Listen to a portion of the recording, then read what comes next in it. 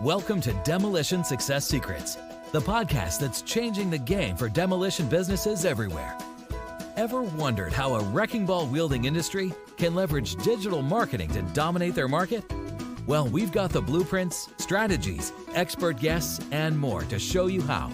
Stay tuned, because we're about to blast through the barriers of your business. Today, we have a really special guest, guys. We have Spencer Turner of EAS, and we want to welcome him to the Demolition Success Secrets podcast. What's up, Spencer? Not too much, man. I'm excited to be here. It's first podcast, so interested to get a chat in and see what comes of it. Yeah, welcome, man. Well, tell us a little bit. You're in the demo industry, but not in the demo industry. So tell us about Spencer and tell us what has gotten you here. Yeah, thanks. So I've been entrepreneurial my whole life, and to make a long story short, got into it with a buddy of mine. We focus on disaster restoration. So through doing fires and floods, a lot of the business is built around stabilizing structures. And so we got really good at it over almost a decade. And then gradually started building the business and formed multiple companies and started doing more and more. My business partner's background is in construction, which is a little unique for restoration. A lot of restoration guys start with mitigation and then get forced into construction. His is the opposite, which I think makes us very unique because we have a firm handle on construction, which makes us better demo guys. If you can build it, you damn sure can take it apart. I'd say. Yeah. So we got really good at it. We've done so much of it. We went from doing small jobs to bigger and bigger jobs, to commercial jobs, to high-end stuff, multifamily, knockdowns, government work, municipal work, everything from, federal facilities like post office and Coast Guard bases, Navy bases, Air Force bases in Charleston. There's Joint Base Charleston. So we do a lot of stuff through Joint Base Charleston, either for the Air Force or for, the civilian sector that have like operations on the bases, stuff like that. And then we got into doing some special projects about 3 years ago. We started to see revenue walk away for environmental stuff. And so like asbestos, lead, things like that. And we said, well, why not get smart? We're already doing a lot of this stuff. We're already doing a lot of like containment, and we're already doing a lot of like mold remediation stuff. So why not go ahead and capitalize on this opportunity that we're literally just seeing walk away because we don't have a certain certification.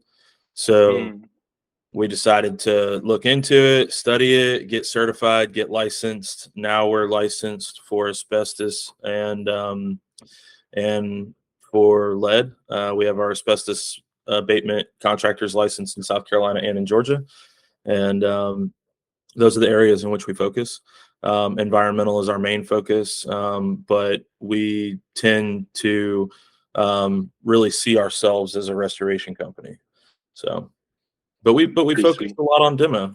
We do a ton of it. We do everything from knocking down commercial buildings to gutting commercial buildings, to gutting fire damaged homes, to gutting 18-unit apartment complexes. And then sometimes we'll even do the rebuild, which is, again, one of our benefits, one of our key, value creators, value generators that, makes it easier for a client to work with us because, the old expression, it's one hand to shake or one throat to choke, right?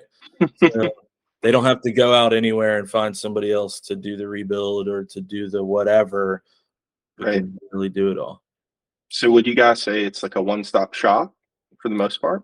Yeah, for the most part. I mean, there are certain things, right? There are certain things that we want to sub out and make sure that licensed, bonded, insured individuals are taking care of, like mechanicals, electrical, plumbing, things like Right. that all need to be subbed out.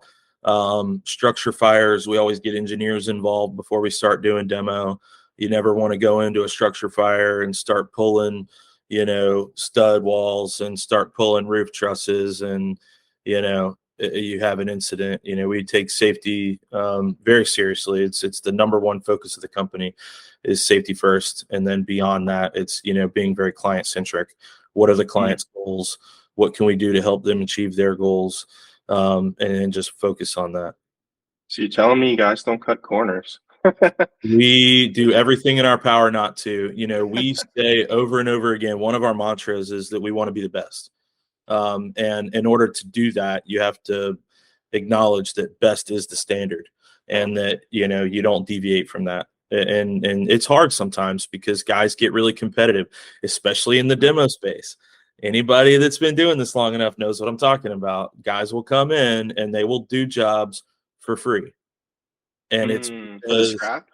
well, they'll either do it for the scrap or they'll do it, knowing that they've got a way to cut a corner here and there and save money. Okay. It can be very competitive, and it can force people to want to go that direction or think, do I need to be more competitive? But we've stuck to our guns and we'll continue to do so, and say that it doesn't matter how competitive the landscape gets. It doesn't matter if we lose a job here or there. Our job is to provide a service. Our job is to make sure that we're providing the best service possible. And there will be people that want that service and that are willing to pay for it. And then there will be people that don't care and want just the cheapest price possible. And sometimes that's just Burn down the whole neighborhood while you're just taking down my house. But hey, it's the cheapest price, so what can you do? um those folks will just never be our clients, and that's okay. Yeah. But we don't do a lot of we don't do a lot of bid work, like municipal or county bid work Mhm. for say places like housing authorities, school districts, stuff like that, though we have in the past. And we can talk about some of those interesting projects, but normally they're one-off interesting cases.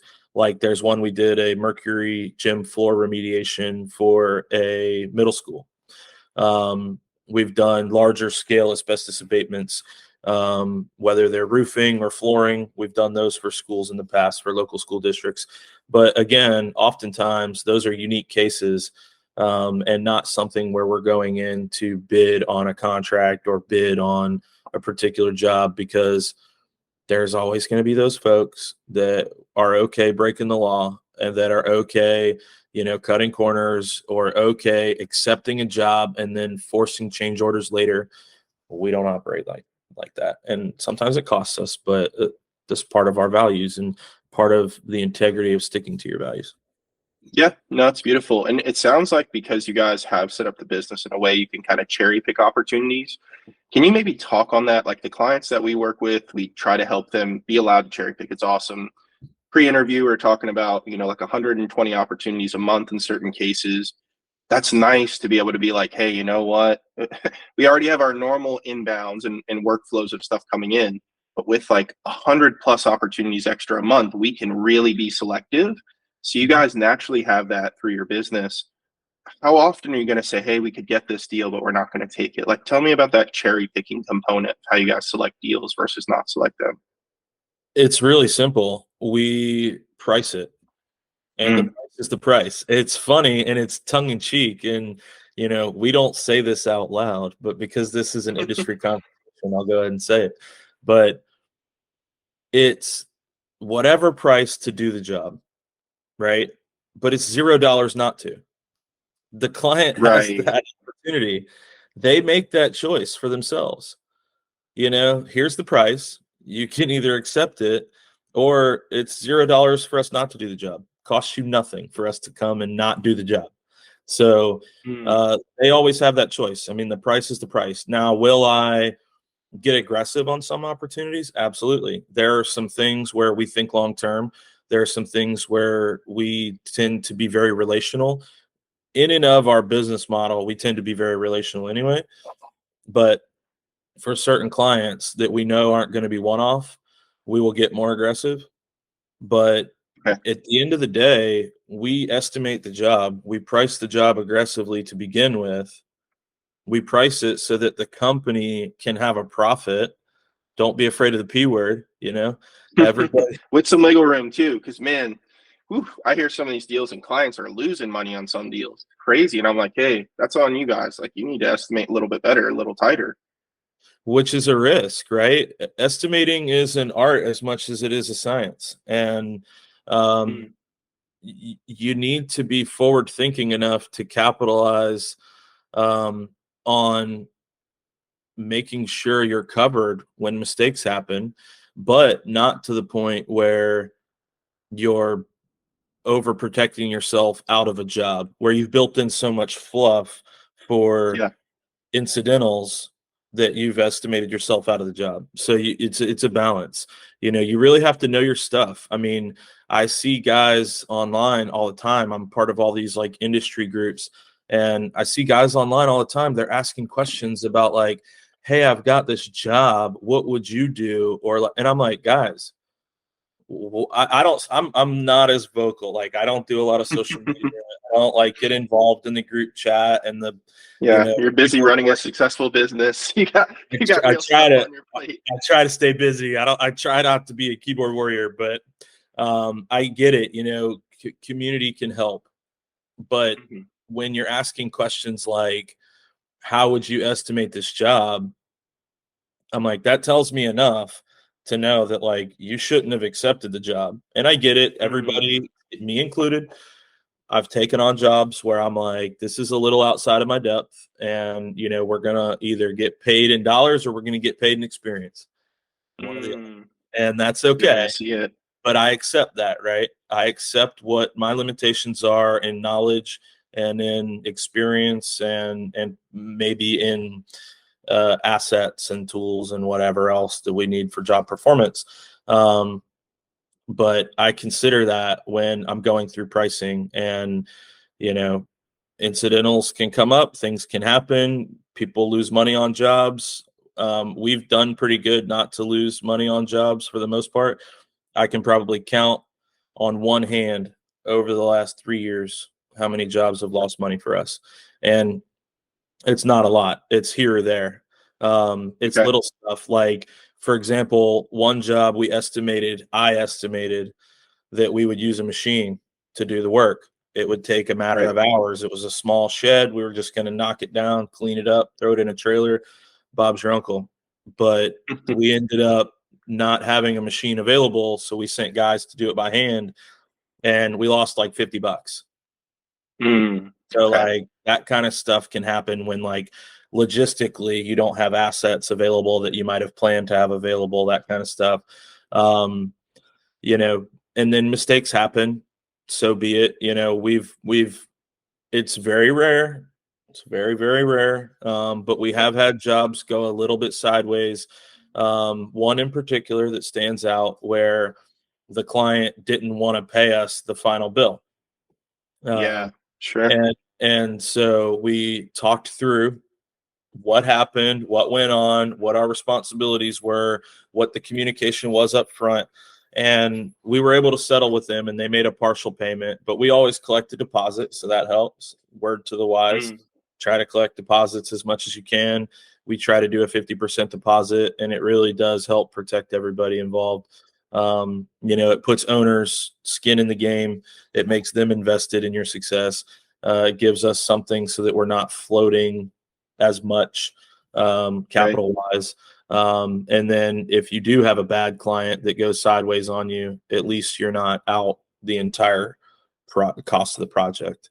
So it kind of can minimize losses there. But we try not to make those mistakes and lose money. It's very rare. And we also try not to estimate ourselves out of opportunities by adding too much fluff and trying to account for what can go wrong all the time. but Right. that's where your experience is going to be your best friend. You know, you got to really know, you got to know what to expect in order to estimate it correctly so that you can be profitable. Right. Well, and that's the beauty with you guys. Like, reviews matter to an extent. I think so many people in our space overlook, you said Bob's your uncle, right? So this guy named Bob, who happens to have been in construction for years or whatever, he shows up on some of these bids or estimation sites and things, and they have nothing on the internet.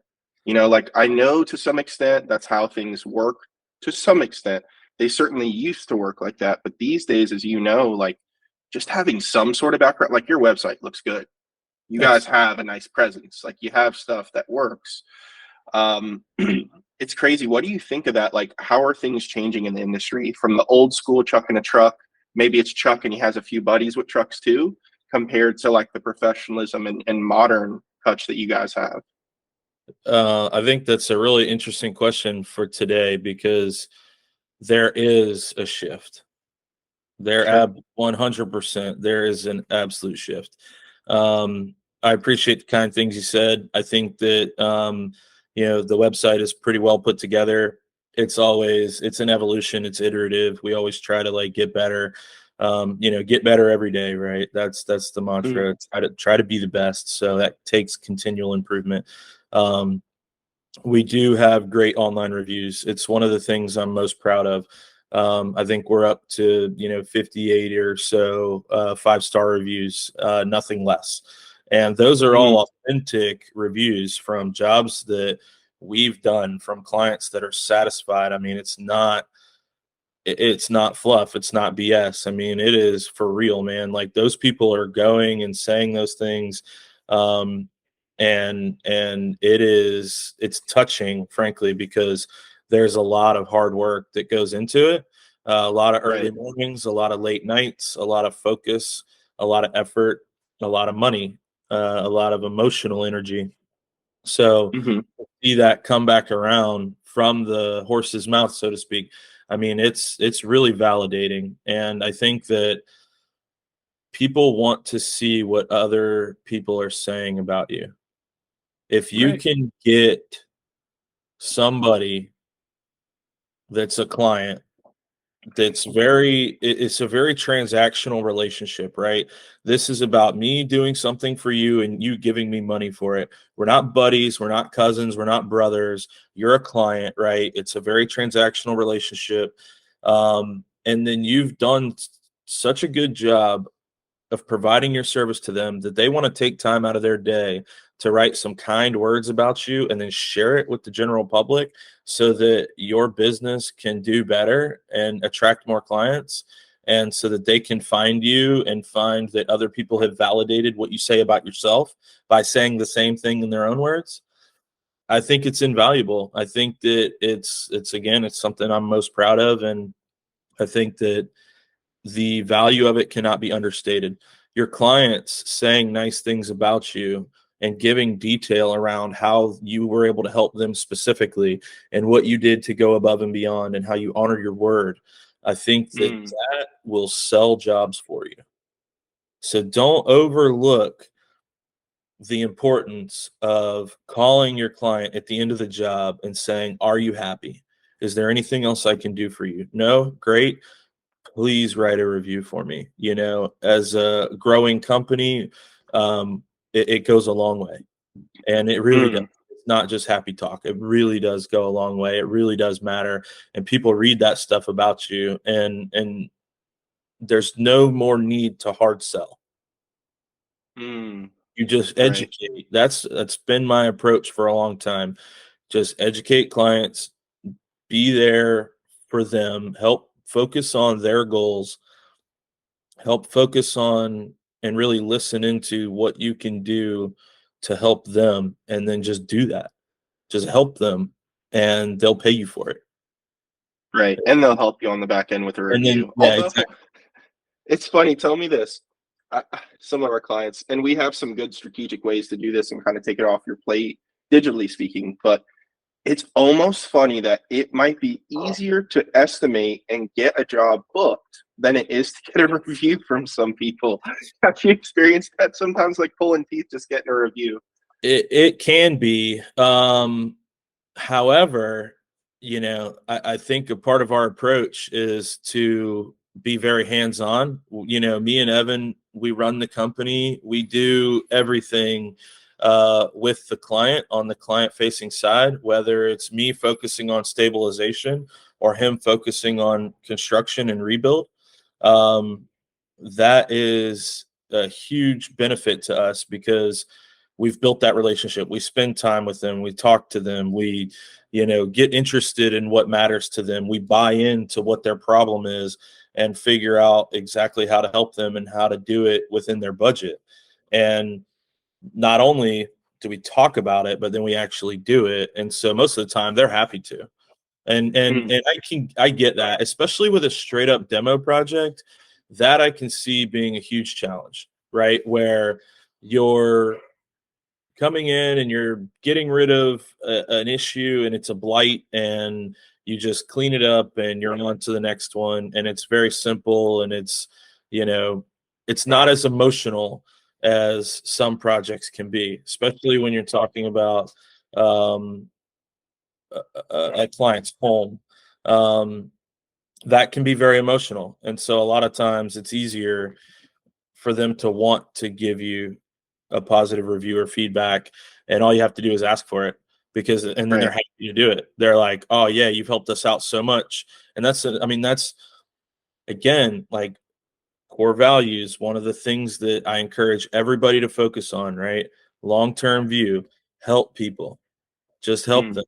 If you can make $1, great, make $1, but help people and they will want to help you. And so when you go to ask for that, it's not a huge ask. They're like, oh yeah, happy to, would love to, no problem. So other guys may have found it somewhat difficult, but we have a pretty high success rate of getting good reviews by just asking, and I make it easy. I'll send out a final email, like a wrap up email, and I'll include a request for it. I'll also include a link to where they can just click it and write the review. And then I've already primed them by having a phone conversation before I even send this email out. So I've already talked about it ahead of time. They know it's coming. They've already agreed to it. And it's harder for them to go back on their word once they've agreed to it. Then they see the link and it's really easy. They click it, tap on the keyboard, for a few minutes and hit submit. It costs them nothing.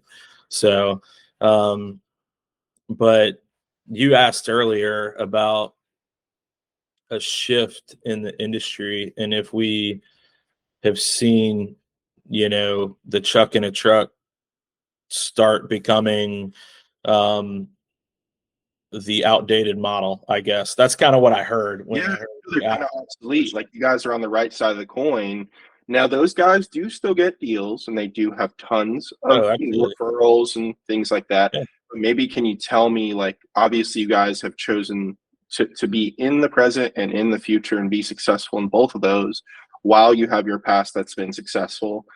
Just tell us how that shift is going. Like, have you seen the older guys retire or want to sell their business to you, or them just tap out and say, hey man, I'm not getting with this internet stuff. I'm not going to bring a tablet out. Like, just tell me some about that shift in the space. Sure. I will say that although we do a lot of partnering, right? We partner with a lot of folks. We subcontract for other companies. We bring in other companies to subcontract for us. We work with a lot of folks that are adjacent to us in the industry. So we have a lot of experience with other folks that do this. But I will say that our experience is relatively limited in, the smaller one-off companies. Oftentimes we're working with a little bit of a bigger company, someone who's more established, somebody who's a little bit more sophisticated. And so you don't really see those guys go away. It doesn't, they don't go away. They sell their company and one of their general manager is now running the company, or something like that, or any number of those types of scenarios. But I will say that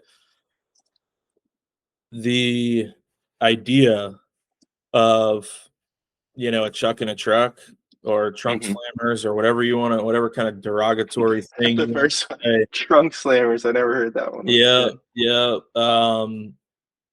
yeah. However you want to, phrase it, that the idea of that type of person being out there and not being relevant anymore, um, they're always going to be out there and they're always going to be relevant because it's easy and it's cheap, and people get ideas all the time about how, they get dollar signs in their head and in their eyes, and they see it and they think, oh, fast money, easy money.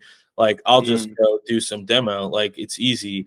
It doesn't take, on a small scale, it doesn't take a lot of brains. It doesn't take a lot of, um, investment to get started. Now, if you go to like a mid-size or a larger scale, it grows exponentially. It gets incredibly expensive to run and operate large demolition companies, between the fleet of machinery and the trucking and the labor and materials and maintenance and overhead. It It's is just one thing after the other. Yeah. it That's is a lot of it stuff. just piles on, man, and it's very expensive. Oh yeah. So they will stay small. They will stay small because um, they they won't oftentimes reinvest their capital. They oftentimes won't do the thing like investing in an online presence or being a little bit more sophisticated with their work process. Um, you know, Creating more efficiencies, which will A, allow them to make more money, and B, allow them to perform jobs for less money. Um, so they're always going to be out there. It's always going to be a thing. I do think that won't change necessarily, but I think what is changing is the demand, the type of demand, the client base, and their needs and their requests, I think is changing, especially in regards to the environmental space.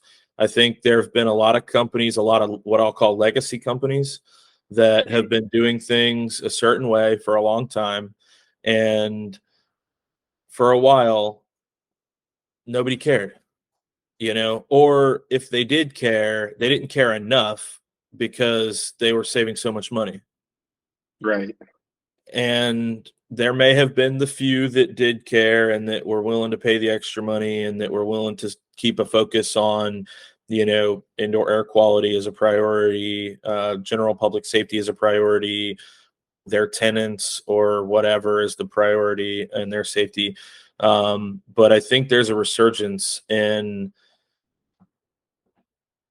folks who are a little bit more educated, folks that have a higher standard and a lower tolerance for just getting it done. Right. I think that is the shift that I've noticed more than in regards to what's happening with smaller upstart contractors that are always going to stay small and be small and aren't necessarily forward thinking. I think that's always going to be a thing. I don't necessarily see anything changing there, but I do see the demand for folks that are prioritizing health and safety, that are prioritizing quality of work, that are prioritizing a higher level of service, meaning better communication, faster project completion, cleaner job sites, safer jobs, better documentation, better whatever it is, right? Making sure that all your paperwork is in order, from permitting to job site photos to utility disconnects and closeouts and whatever. People want to make sure that all that is being done, completed, considered, and I think that maybe eventually will drive away some Mhm. of the folks not necessarily doing those things. um but time will tell. We'll see. Yeah. Okay. Cool. Well, we got a few more minutes. We could do some real fun stuff. So tell me if you're comfortable with this one. Sure. You don't need to mention the job or the name or anything like, but just to get some of the guys who are maybe newer to the business, is there a job that you just said, oh my gosh, we made a fortune? You could tell us the revenue versus the profit or whatever you're comfortable with. You don't need to tell us the address or, who signed the papers or anything, but was there a job that you go, man, this business is worth it? Like I went out and I had steak for a week or something like that. That's funny. It's an interesting question. It's hard to answer that wholeheartedly because obviously, right, there are jobs that pop into my head where it's like, okay, that one was an absolute banger, Yeah. or that was a home run or a grand slam. There are specific jobs like that. I will say that anytime you get into a situation where people don't have a choice, that's always going to be somewhere where your margins are going to be somewhat higher. It doesn't mean that you can take advantage. It just means that a lot of times they're going to choose somebody. They have to do the job. If you're there and you can be of service and you can have that, servant mindset, you want to be helpful, you want to get the job done. If you can just be the guy who is attentive, responsive, quick, sharp, has good answers, just shows up, then you'll make more money. Right. But okay. So all the jobs are a lottery. He does great margins. He's helping everyone, but also he's making a living. He's like, all right, which of these jobs? There are three that pop into my head. There's one that we did that was a full, it was a full gut of an apartment unit, apartment complex building. It was an 8-unit building. It was positive for asbestos. It was all friable. And we did that for a client where we took it literally from fire to brand new building, rent ready, open for business again. So wow, being able to capture multiple practices is very profitable. Where we went in and we not only did we stabilize the building, but we did the abatement as well. So we have a high margin item stacked with a high margin item. So we have stabilization stacked on top of an abatement, and those two are different practices, but they can kind of sort of be run concurrently, and so you get some efficiency there, which allows for the margin to tick up just that much more. So we did the abatement, we did the stabilization, and then we did a full rebuild. So we were able to capture 3 different practices in one job that wasn't just a single apartment unit. It was a whole building with 8 apartment units and some common space. So that was very profitable, considering, right. Yeah, you're taking care of them. It's always in perspective. Yeah, exactly. And I mean, we provide a service, right? And it's like every day these units sit vacant or just sit. They're losing, opportunity. They're losing revenue. So they need somebody competent with firepower that can come in and like get it done, do it quick, do a great job, not have to worry about issues on the back end. And I can probably count on one hand how many times we've been called back to that building to do a warranty call. Wow. So it's just, we really, honestly, we try not to just say it, but actually do it. We try to do things the right way. We want to do things the right way. We try to make sure that we're providing the highest and best level of service. There are a couple other projects. We did a large scale lead paint remediation for an higher education for a college that was really big. It was a big job. It took months and months to do. the margin percentage gets smaller, but the Mm. overall dollar profit, the bigger the job, the bigger it can be. Now, it has to be managed appropriately. It has to be staffed appropriately. You have to know what you're doing. You can't make mistakes. All that stuff eats into the bottom line. But that was a very, very profitable project. And then we did a project for the U.S. Coast Guard where they were digging out a septic field for a brand new build. And we were already there doing some work. We were doing Mm. a couple little things, really small contract, honestly. This one's pretty dramatic. I won't tell you, anything about the margin or how much we made, Yeah, but I'll talk no to you about worries. the contract price, right? So our original contract was less than $10,000. We went down Mm. and did some work because a contractor oversprayed fireproofing on a bunch of plumbing and HVAC stuff. Mm. And so the GC hired a temp company to come in and try to clean some of that stuff up. Well, what happened is it kicked up dust everywhere. It was a Mm. complete nightmare. And not only that, like the stuff was, it's not necessarily considered a hazard, but it did have some things that needed to be considered. When it reacts with water or sweat on the skin, it can cause burns. Um, Wow. so, it was just a big problem for everybody. And so we came in to clean that stuff up. They called an abatement contractor because, we do a lot of containment stuff. We work in a lot of PPE. We understand protection methods, engineering controls, things like that, that would allow us to effectively execute the need for the cleaning, right? Um, Mhm.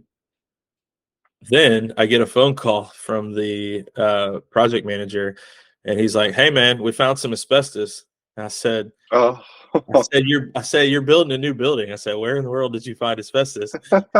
He said they were digging for a septic field, and they hid it in the ground. They were pulling up a bunch Mm. of soil, and they found, old siding and roofing and flooring and stuff like that. And they did some testing, and they found out it was positive. So we ended up doing about 2,000 tons of soil remediation over Wow. over about 6 weeks. Um, that was a monster project, and it was a good one for us. So that was one where we also partnered with somebody. And Right. so, um, you know, I'm a big proponent of, relationships. So many people are like adverse to bringing other people into opportunities. They want to try and capture it all. They want to try and like be Superman. And that's cool if you've got it like that. If you're a certain Right. size and you can do it, like, great. If you don't need to bring in anybody to help you and you can actually do it and provide a high level of service and make sure that the job gets done correctly and that everybody will be happy, great. At the time, we needed help. We already had the contract, but there were certain things that we just weren't able to do in house, and we knew that one of our strategic partners could. And so we brought them in, we partnered with them, and we're able to knock the job out quickly, effectively, efficiently. We did a lot of the lead stuff, like all of the negotiations, all of the scope of work detail, all of the on-site management, all of the supervision, all the back end stuff. And then they helped with the field performance. So we were able to use some of their assets and provide our structure and our licensure. Oddly enough, we were licensed to be able to do the work, and they weren't, even though they were bigger than us. Interesting. And so that helped a ton in it being mutually beneficial. So, a lot of people are scared of, creating relationships and, you know, talking to other companies and partnering with other companies is nothing to be afraid of, because when you need help on something, who do you think can help you? You Mm. know, or when they need help on something, who do you think is going to be able to help them? Somebody who's kind of similar to them, but not exactly. And so there are certain things that we do that overlap with them and certain things that they do that overlap with us. But then there's a big section of things that we do that they don't and that they do that we don't. Hmm. Yeah, just when people are honest and transparent. It's like gears, you're both gears, you Yep. can interlock sometimes and you Yep. meet each other. You look the same, right? You could even be the same size gear, but you shift it a little bit. Now they come together. Yep. Yeah, I mean, I'm connected with a bunch of marketing folks. Some of them do similar markets. They do construction, let's say, but they don't do demolition. One of my Mhm. buddies, he does land clearing and There you excavation. go. And at first, I was like, "Oh man, this guy, he's kind of in our turf." And then I was like, No, "No, wait, like, no. we could help each other. Like, there's Right. ways that his guys might do demo, and that's where we do great." My guys typically don't do excavation, don't do land clearing, but it does come up, and when it does, I Yep. can just bring him his way, and when Yep. he has, vice versa. Okay, cool. Well, we got a few last more minutes. I have a really, really important question for you. So, knowing where you are now, three things you would have told yourself before starting the business that you've gained over your years of experience. Like, what are three things that you would say, Spencer, man, I wish you knew this, or how great it would have been to known about, let's say, financing or legal or pricing jobs, or maybe even a niche within your niche of things you guys do. Say, hey, maybe let's just focus purely on this niche. Or what are some of those wisdoms for yourself that may have application to the people watching our show? That's a good question, man, and a tough We could one. do one at a time. Nothing, yeah, but Maybe nothing. not think of all three. Just Yeah, but section us. honestly, I mean, nothing comes to mind. The only thing that, as you were talking it through, the only thing that even remotely close to comes to mind is just focus on what you're good at. Focus on the core competency and accept that. Accept that you can't be all things to all people because ultimately that will make you nothing to no one. Mm, So if you can focus on what you're really good at, acknowledge that this is me. This is what I know. This is what I'm great at. This is what I can really capitalize on in the market on, and I'm going to focus on creative ways to do more of it. I think that would help. I think in the beginning we really wanted to do anything and everything, and we learned that there are things we're really great at, there are things we're not so great at, and focusing on the things that we're not so great at only pulls from our time, energy, money, our mhm. ability to do things that we are good at and things that we are able to make a profit at. So that's one I would definitely say is, figure out what you're really, really good at and just focus on that. Don't try to be all things to all people because it just won't, ultimately it won't work. Um, it's hard to come up with another Yeah, if you just thing have on that your one, that's exact perfect. on well it's tough, right? But I will say that for me, enjoying the process, right? Mm, Just like there is no gold at the end of the rainbow. It doesn't exist. right. Just be where your feet are, enjoy the process, enjoy working with your clients, enjoy working through the challenges that you're going to be faced with, even though it's super not fun at times. um, Right.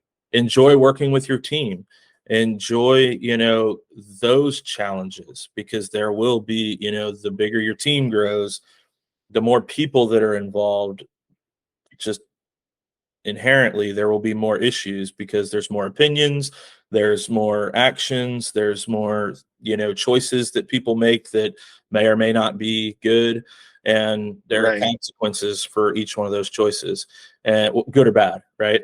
And so Yep. definitely focus and correct the bad things, but also try to focus and correct, or focus on and try to expand on what's going really well. Somebody told me an analogy of how they try to focus on something to the tune of how they found the berries, right? So back in the day, people would like hunter-gatherer stuff, right? You'd go out and you'd look for berries. So it can be either a hit or a miss, a small hit or a massive hit, right?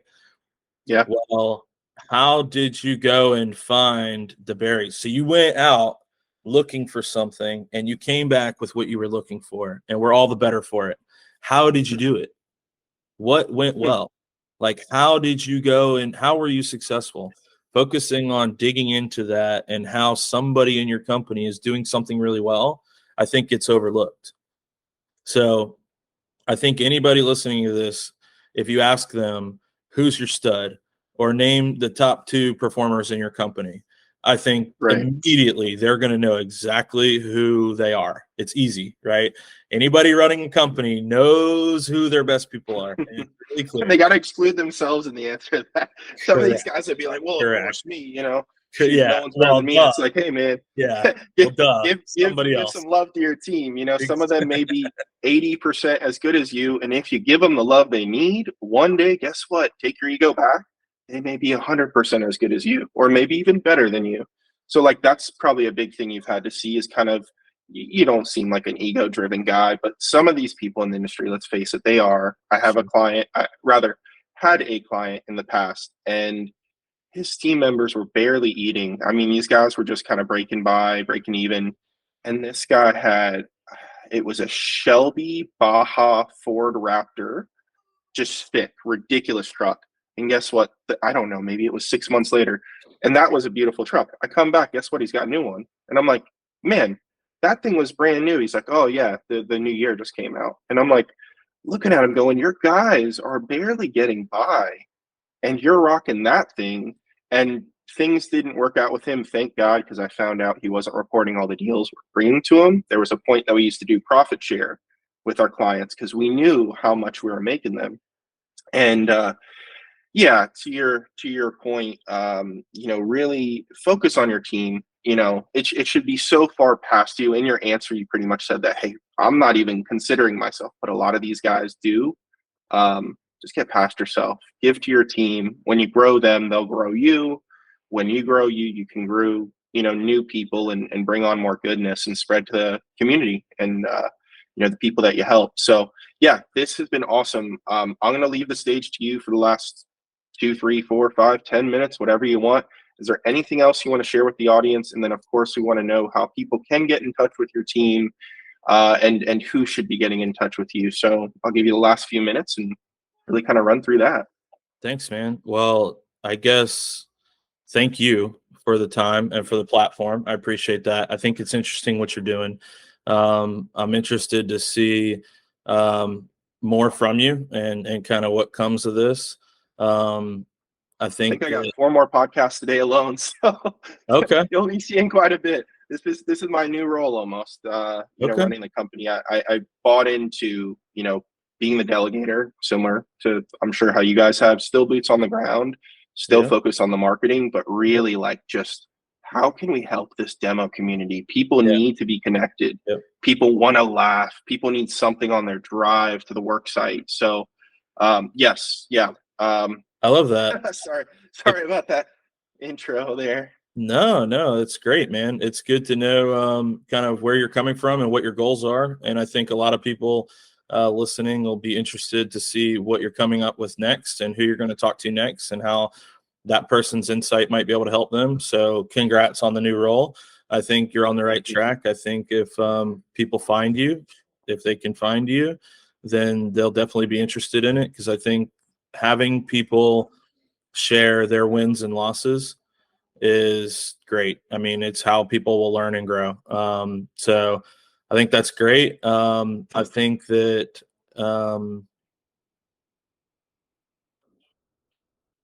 I think kind of parting words are just, ones of appreciation for the time and the opportunity. We're a small family-run business with dreams to grow.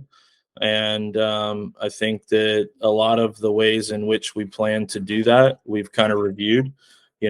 kind of our approach and the way we think about our clients and the way we think about opportunities, the way we think about pricing jobs, the way we think about performance, the way we think about our team. I think kind of came through. I will say that this is a great opportunity to say thank you to my team. They are amazing. They really are.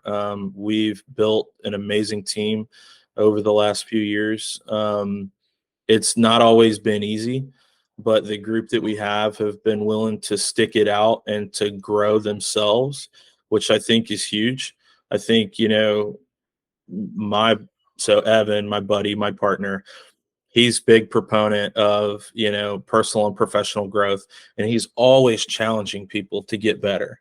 Always. And I think you need that flag bearer, somebody that's going to lead the charge and say, follow me, and here's how to do it, and here's what we're going to do, and, continue your lifelong improvement and make sure you're trying to get better. And we're going to have meetings to talk about ways that we can get better, and we're going to identify weak spots and opportunities, and we're going to talk about successes and why and how they were successes. And so I appreciate him for all that effort.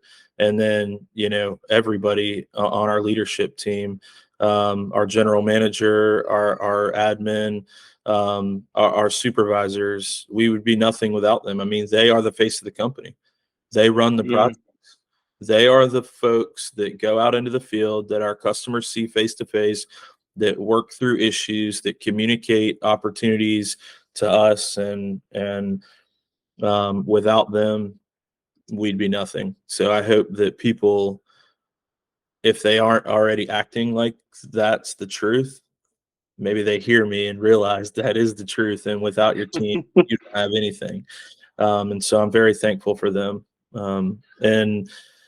I think that's pretty much it, man. We just want to continue to do the right thing and to grow in a smart, organic way, and to continue to service our clients. And anybody can find us at easenvironmental.com. We're here to do anything for them that needs to be done. We focus on disaster restoration, residential, commercial, environmental work, and special projects. And so I know that's encompasses a lot, but if anybody has any questions about, how we might be able to help them in South Carolina or Georgia, happy to take a phone call. Or they could fill out a form online. My number is online on the website. My email is on the website. They can fill out the form. It goes straight to me. We're very hands-on as owners. Me and Evan handle every single client, every single project. We're small enough to be nimble, but big enough to have the firepower to handle bigger projects. So I think we're unique that way. Cool. Love it. All right. Well, guys, as Spencer said, Georgia, South Carolina, and GCs, that includes you. We're not just talking people who are in those places, but if you're in New York or Boston with your suit and tie, fantastic. Even if you're in those places, you could be in LA, whatever, no suit and tie, love it. If you have projects that are going on in South Carolina or in Georgia, my old hometown, home state in Atlanta, reach out to Spencer and his team. And you've seen it here. They really do care about their team. They care about their clients. They care about the work they're doing. And this is capping off another episode of Demolition Success Secrets. See you guys. That's a wrap for this episode of Demolition Success Secrets. Stay tuned and subscribe for more explosive insights from our upcoming episodes. Until then, continue to blow up your demolition business and make the competition rubble in your path.